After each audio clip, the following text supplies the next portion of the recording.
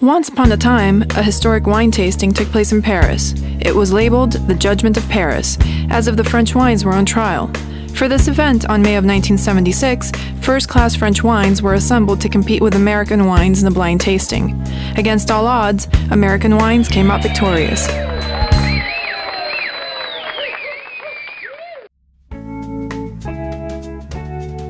How could we decant this unprecedented chapter?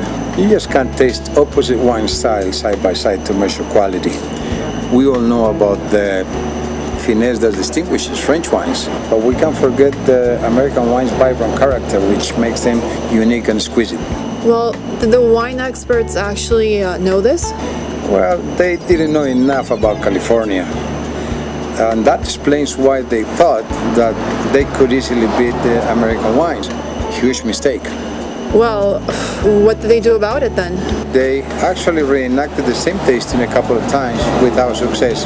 The last time was in 2006.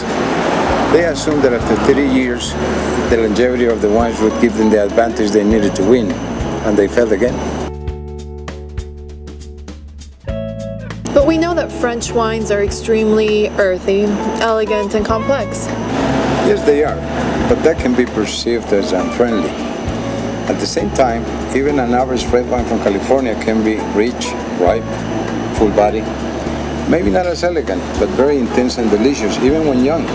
You can call that friendly. Well, what are the variables at play? Style, expressiveness, perhaps quality? All of them. But quality is something very difficult to assess within that format. Well, the French must be wondering what's wrong with their wines now. Absolutely, but the truth is, American and French wines cannot be compared. The quality is different. Not better or worse, just different. In my humble opinion, the Paris tasting ended up being a comparison, not an evaluation of quality. Well, what will you do instead? First, I would set up a panel to blind taste French wines. Second, I would set up a different panel to blind taste American wines. And I tell you the results probably would shock the world again. Do you actually prefer French wines? Of course, but I can't stop drinking American wines. So, what's next? I don't know, but for now, why don't we toast to wine? Cheers. À votre santé.